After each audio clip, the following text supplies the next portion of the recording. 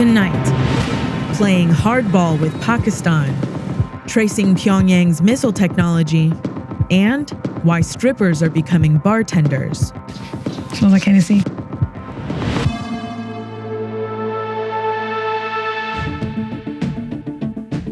The Gaza Strip will be getting more electricity now that Israel, its main power provider, has agreed to restore service. Gazans have spent months living with only about 4 hours of electricity a day after the Palestinian Authority stopped paying Israel for the bill in an attempt to force the militant group Hamas to give up control of the territory. The handover hasn't happened yet, but the Palestinian Authority said last week that it would resume paying for electricity. Gazans will still only get about 6 hours of power a day, and there are reports that they may have to foot the bill. Today, the Trump administration said it's ending the temporary protected status designation for El Salvador, as it did for Haiti in November. The announcement means that more than 200,000 Salvadorans who've been living in the U.S. legally will have to leave by September 2019. The TPS designation allows work permits for immigrants from countries ravaged by disasters and war and protects them from deportation. El Salvador received it in 2001 after devastating earthquakes, and the Obama administration extended it in 2016, citing poverty and widespread violence. But in a statement today, Secretary of Homeland Security Kirstjen Nielsen said the department determined that the original conditions caused by the 2001 earthquakes no longer exist. 4 men have been sentenced to jail time for the 2013 hazing death of a 19-year-old pledge. Baruch College freshman Chun Michael Dang was blindfolded, tackled, and knocked unconscious while pledging Pi Delta Psi. Police say the fraternity members waited more than an hour before taking him to the hospital, where he later died. The sentences for 3 of the defendants ranged from 10 to 24 months, and the 4th was given time served for nearly a year that he was held in jail. They'd all pleaded guilty to voluntary manslaughter last May. A federal judge in Las Vegas dismissed charges against rancher Cliven Bundy, 2 of his sons, and another co-defendant, stemming from an armed standoff with federal agents in 2014. Judge Gloria Navarro declared a mistrial last month because U.S. prosecutors purposely withheld critical evidence from the defense, but at the time, she didn't drop the charges. Now, the government won't be able to retry the men. Last year's devastating wildfires and hurricanes helped make 2017 the costliest year on record in American disaster response. The total bill is around $306 billion. That's $91 billion more than the previous record set in 2005, according to a NOAA report that highlights the economic cost of climate change.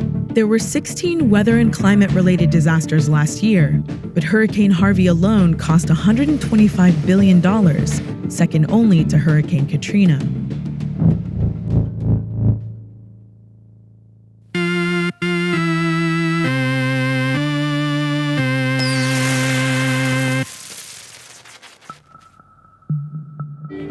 Today is Kim Jong-un's 34th birthday.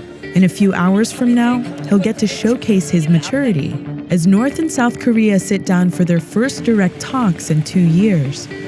Anxiety about North Korea's nuclear program is running higher than ever because of the breathtaking advances in its missile capability.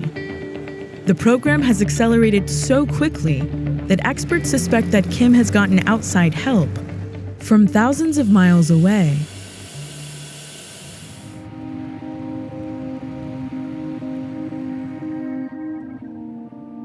This is the Yuzhmash rocket factory, once the hub of Soviet nuclear missile production.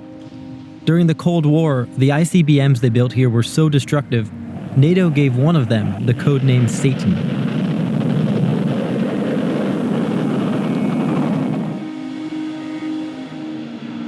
Vladimir Kuchenko is a senior manager at the plant.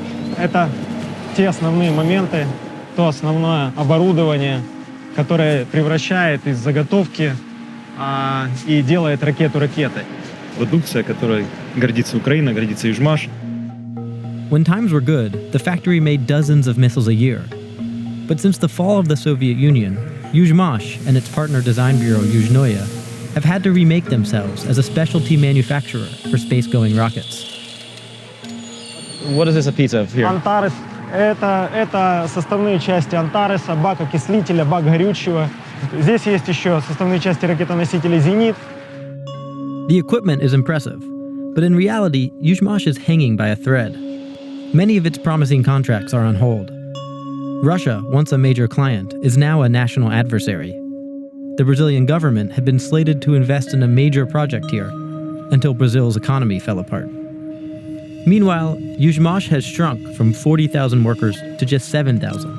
And those who stayed say they often go long periods without pay. Деньги на зарплаты, они в офшоре, да? Ну да, это что-то типа такого было. Yevgeny Derkach worked at Yuzhmash between 2011 and 2017 as a machine operator.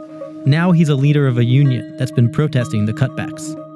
Человек не получает зарплату, это уже ненормальная ситуация. Ну просто меня родители, по крайней мере, хоть кормили.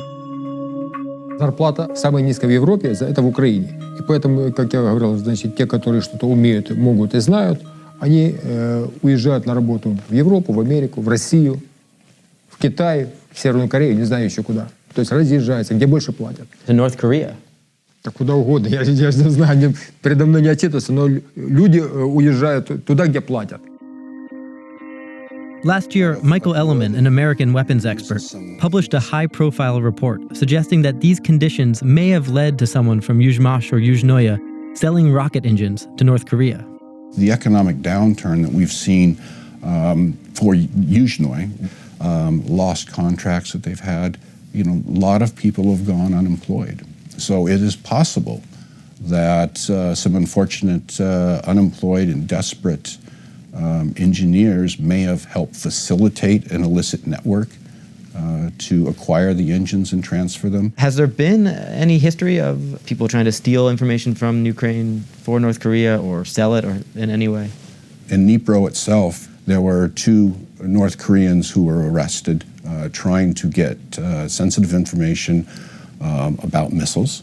There is evidence that the North Koreans have been sniffing around trying to find technology, hardware, anything to support their weapons programs. The company is desperate to prove that this didn't happen. To make their case, officials offered Vice News a rare look inside their operation. 2 days of choreographed tours, presentations, and lectures. Strength tests, firing tests. All of which they documented carefully. And they consistently hinted at an alternate theory, that Russia, not Ukraine, is the source of the North Korean technology. It is not possible that single engineer, even having full access to the hardware, will be able to reproduce this engine. I mean, someone must have helped them, right? I mean, somebody having access to this or understanding all this stuff should help them to do this. Or they're incredible geniuses, maybe. Maybe. Could somebody steal this or some parts of this from here? Nobody. Nobody couldn't, really. The truth is, there's no solid public evidence that suggests North Korea got its technology from Ukraine. Even Elleman now says it might have been the Russians. But the mere possibility is deeply worrisome. Maxim Strika is a Ukrainian deputy minister who helps run an organization called the Science and Technology Center, which the United States helped set up after the fall of the Soviet Union for just this reason, to keep scientists and engineers from selling their know-how to the highest bidder. They lost their links with Russia. They had, in many kind of situations, they're pushed from Western markets. And then, of course, many bad things can happen. Strika says that over time, the threat fell off America's radar.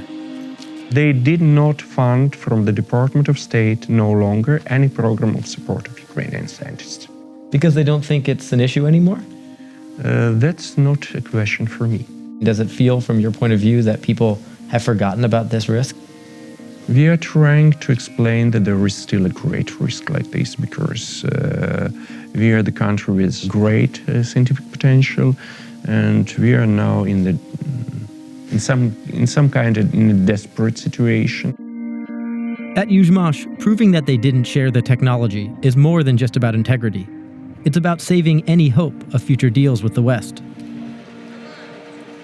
Я вам говорил, что в свое время Yuzhmash производил до 100 ракет в год.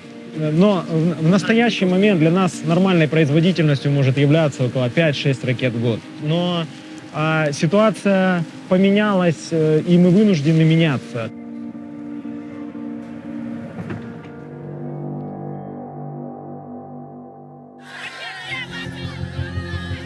The U.S. has decided to cut off more than $1 billion in aid to Pakistan in a sharp warning to one of our biggest partners in the war on terror. The president has made very clear that he needs Pakistan to cease being a safe haven for terrorists that threaten the United States of America. But a strategy based on disinvestment is a major gamble. Shauna Thomas has more.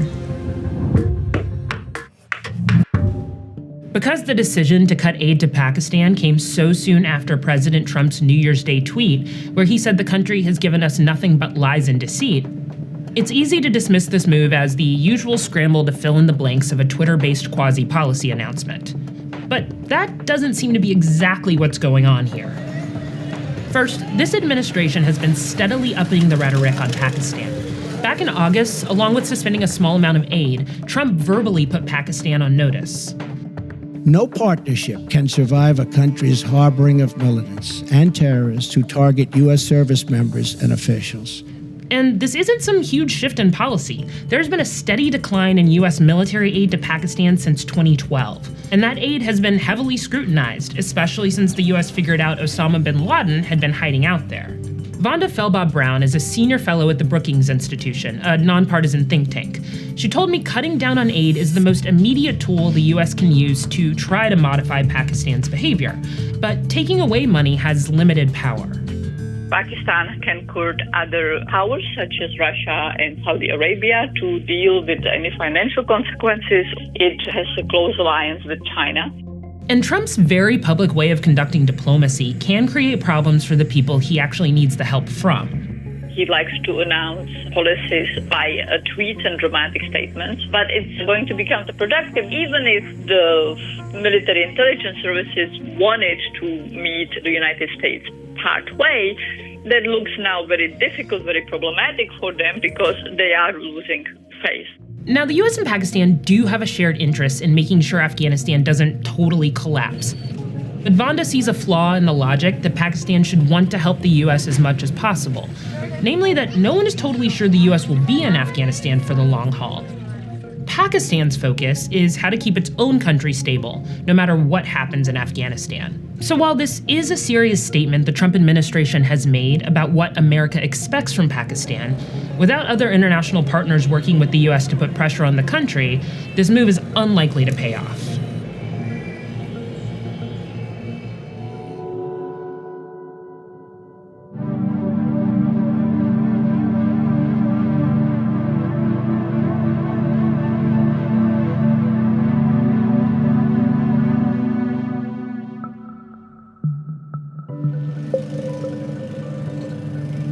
West Virginia's 3rd Congressional District is a poor, struggling part of the country full of rural, white Americans.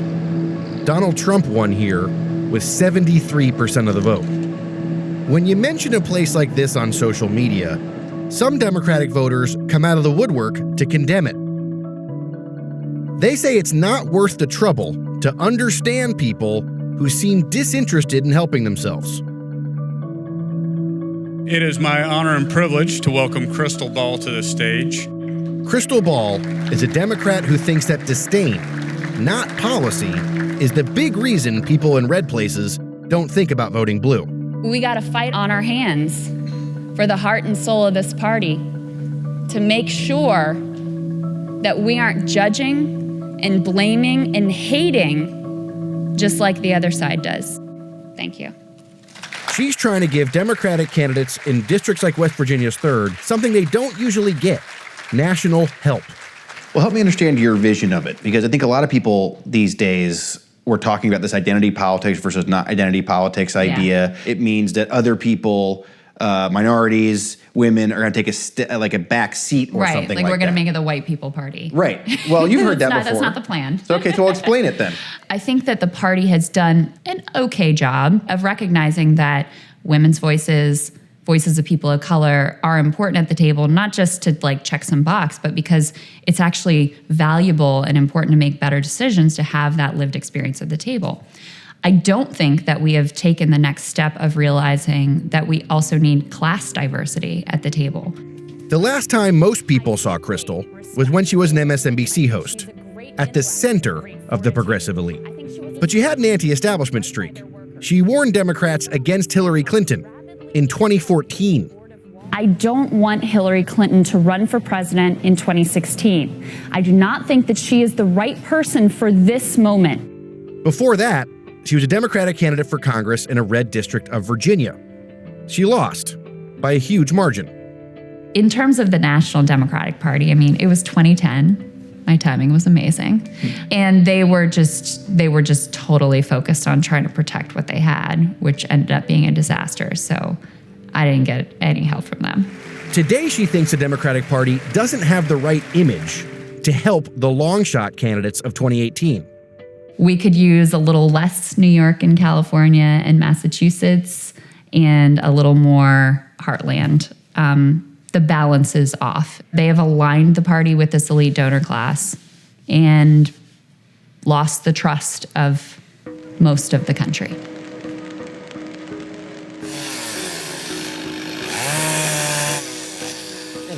My name is State Senator Richard Ojeda. Enter veteran and State Senator Richard Ojeda. He wants to be the next congressman from the 3rd Congressional District of West Virginia. He won a seat in the state Senate here as a Democrat with 59% of the vote. He's the type of candidate Krystal wants the party to embrace. He believes in coal and clean energy. He considers himself pro-life, but supports Roe v. Wade. And he's strongly for the Second Amendment. Thank you for everything that you've done. Krystal started the People's House Project PAC to create a support system for Democratic candidates like Richard. People who think the party is out of touch with their communities. There's a lot of people around here that have become disgruntled with the Democrat Party. You know, they say, well, Democrats were in power for 80 some years and look at where we are. But I will tell you that in the last couple years, I mean, it's not like the Republican Party has swooped in and saved the day. I can remember when I was a kid, this was a nice area. And there's nothing that gets done. If you tore these houses down that are abandoned, dilapidated, this area, the property values would raise. But right now, that guy's property values have plummeted because... You got this right here. I was raised to believe that the Democratic Party stands for the working class people. They work to help the sick, the elderly, the veterans. They are very pro-union, that's the voice of the working man.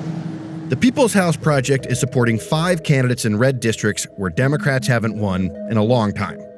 The PAC sets aside $25,000 to $50,000 per candidate and has raised $200,000 so far for 2018. On an early Friday morning, Krystal meets Richard at his home for a training. Her partner, John Moffat, joins over Skype.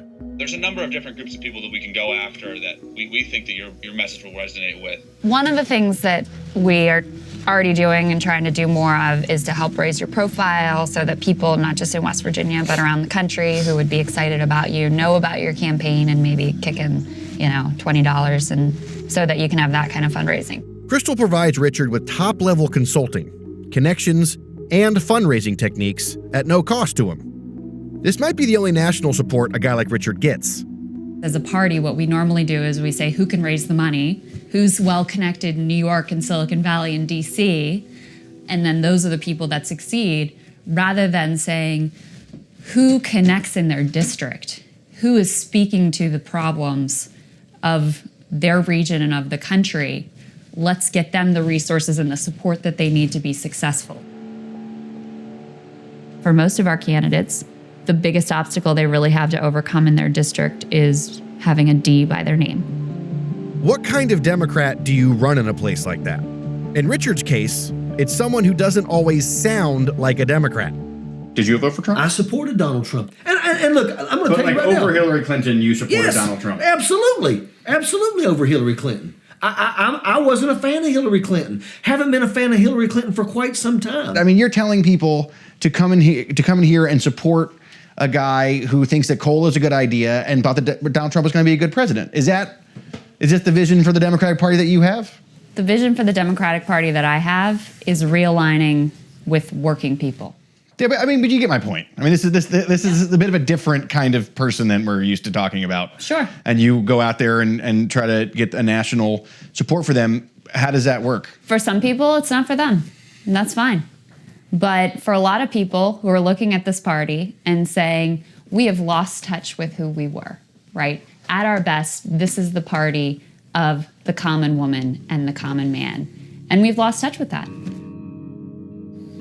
Wow. Krystal's efforts highlight a big debate for Democrats in 2018. Is it a big tent party or a purity test party?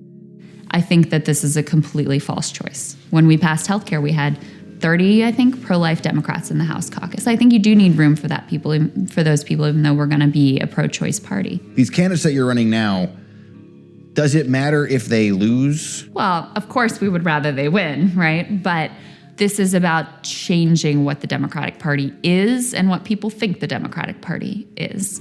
So that is much more about building for the future than it is just 2018.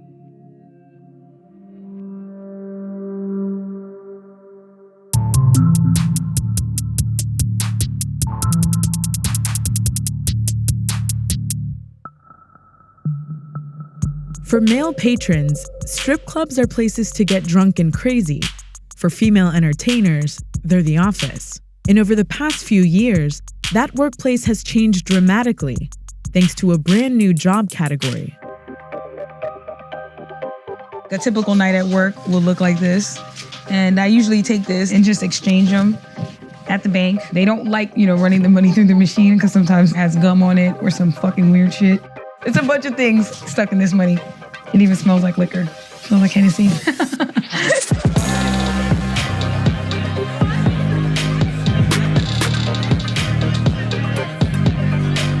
I'm a bartender right now. I used to be a dancer. I transitioned over this past summer. I could go to work on a Saturday and I could make anywhere from $300 to $1,000 in that one night. Things have changed over time. Bartenders are getting more attention than dancers. They're the stars of the night, star tender.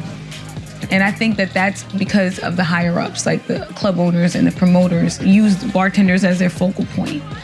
This started around like 3, 4, 5 years ago. Customers started throwing money, because that wasn't a thing for bartenders. And they wanted good-looking girls behind the bar, but there was never money showers. I'm pretty sure girls were getting paid large tips, but not to that extent. It's all based on relationships. Bartending and dancing make up a majority of the income. And then maybe, I want to say 20% come from social media. A lot of pages reposted my photos, and next thing you know, 1.5 million and growing. I do advertise for a lot of companies, eyelashes, hair, makeup even, clothing, sneakers, jewelry. I even got a pair of gold bottoms, which was super dope. It's Friday, we're gonna pick this bitch off. If I invite you out, listen, I'm working here tonight, if you wanna come, blah, blah, blah, and you come to support me, and you sit at my bar, and you decide, here, I'm gonna get a $500 in singles and I'm gonna throw it at you, that's my money. The thing about it is it gets tricky because a lot of the times the customers have a weird way of throwing money. And they fucking throw the money and it lands everywhere. On the stage, on the floor, on the bar. Now here's where it becomes a problem. Whose money is this? It becomes very aggressive. People forget who they are when they start to see money. This is where we're at. Guys definitely come and sit right in front of the bartenders and throw like racks and racks of money. And then even when it do come to the stage, they try to hurry up and swipe that thing off. So even if a guy comes for the dancer, he has to really lunge the money over to make sure it just goes on the stage. And no matter what, if somebody throws money on you on stage, you're not gonna get all your money. Point blank period. So there's a quote-unquote New York City stripper strike going on.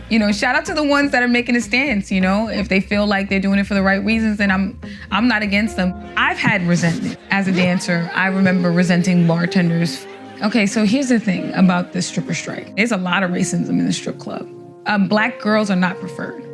That's just a known fact. They're focusing on more of the Hispanic culture. They feel like that seems to be more exotic and draws people in.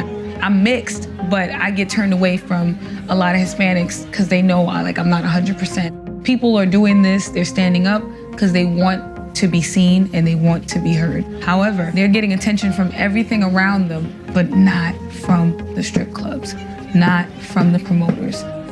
The stripper strike is gonna really make an impact until the clubs have something to do with it. I'm not gonna fucking be no Che Guevara of a situation. That's Vice News Tonight for Monday, January 8th.